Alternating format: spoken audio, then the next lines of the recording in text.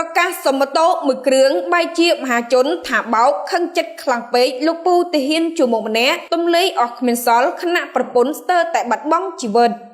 នេះបើតាមសារបង្ហោះរបស់លោកពូបានឲ្យដឹងថាខ្ញុំបានសូមថ្លែងអំណរអគុណដល់បងប្អូនទាំងអស់គ្នាខ្ញុំបានឈ្មោះខុននៀតហៅក្រៅប៉ែតប្រពន្ធឈ្មោះហ៊ានចំណែកកងធនាគារជារបស់បងថ្លៃស្រីតែនៅប្រពន្ធកាន់ទេព្រោះថាខ្ញុំនៅឆ្ងាយពិបាកហើយមិនចង់កាន់លុយទៀតព្រោះថាវាសនាជីវិតមើលពុំឃើញទេហើយខ្ញុំមិនបានបោកប្រាស់បងប្អូនទេភូមិទំនប់ខ្នុលស្រុកត្រពាំងប្រាសាទខេត្តឧត្តរមានជ័យតែរបស់ខ្ញុំនៅខាងជើងសាលាបងប្អូនអាចសួរភូមិឃុំបានថាគ្រួសារខ្ញុំយ៉ាងម៉េចដឹងហើយដោយក្តីអនុគ្រោះផងមូលហេតុដែលបង្ហោរូបថតនៅតែផ្ទះព្រោះមិនឲ្យប៉ះពាល់អង្គភាពនិងទីតាំងលោកពូក៏បានបន្ថែមទៀតថាខ្ញុំរៀបរាប់រឿងរ៉ាវរបស់គ្រួសារខ្ញុំតិចឲ្យបងប្អូនយល់កាលពីផ្ទុះខែកក្កដាពេលនោះប្រពន្ធខ្ញុំគាត់ស្ទើរតែបាត់បង់ជីវិតដោយសារធ្លាក់ឈាមច្រើនហើយគ្មានលុយមួយរៀលទេខ្ញុំក៏បានសម្រេចចិត្តចងការប្រាក់ឯកជន5លានដើម្បីទៅពេទ្យមើលប្រពន្ធ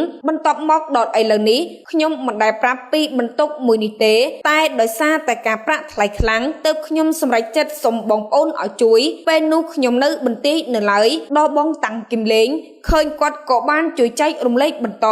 ទៅបងប្អូនគាត់បានជួយមកថវិកាសរុប7លានជាងខ្ញុំបានទិញមេកូសាច់ញាតិមួយក្បាលនៅសល់ខ្ញុំក៏បានយកទៅទូទាត់សងគេមួយចំនួនហើយតែដោយសារខ្ញុំពិបាកទៅមកទើបខ្ញុំសុំឲ្យជួយដោយអនុញ្ញាតពីមេខ្ញុំគាត់អាណិតខ្ញុំគាត់ប្រាប់ថាបង្ហោះចោះកុំឲ្យតែប៉ះពាល់អង្គភាពបានហើយបងប្អូនខ្មែរគាត់ដឹងគាត់ជួយ Facebook ក៏ខ្ញុំមិនដែលលេងផងហើយបងប្អូនថាបោកឆ្ងល់ណាស់បោកមិនបើមកទាំងឈុតហើយនឹងកូន4សំខាន់ភូមិក៏ប្រាប់ទៀតបន្ទាយក៏ប្រាប់ខ្ញុំរក្សាសុវត្ថិភាពទើបខ្ញុំមិនដែលបង្ហោះរូបភាពនៅសមរភូមិបងប្អូននៅត្រពាំងប្រាសាទសូមខមមិនផងរឿង Facebook ខុសឈ្មោះដោយសារខ្ញុំដាក់ឈ្មោះឪពុកពេលប្រយុទ្ធគ្នាខ្ញុំនឹកឃើញតែគាត់ហើយចេះតែបានសុខរហូតមនុស្សយើងពេលលំបាកនិយាយយ៉ាងណាក៏គេមិនជឿដែរដោយចាស់ធ្លាប់និយាយតែខ្ញុំបដិញ្ញាចិត្តថាពេលខ្ញុំបានម៉ូតូហើយខ្ញុំនឹងឈប់សុំជំនួយពីបងប្អូនទៀតហើយអរគុណបងប្អូនទាំងអស់គ្នាថវិកាបងប្អូនជួយមក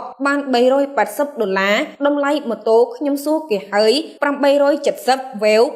2015សង្ឃឹមថាបងប្អូនជួយបន្តវាជាទឹកចិត្តរបស់បងប្អូនកុំដាក់បន្ទុកណាបងប្អូន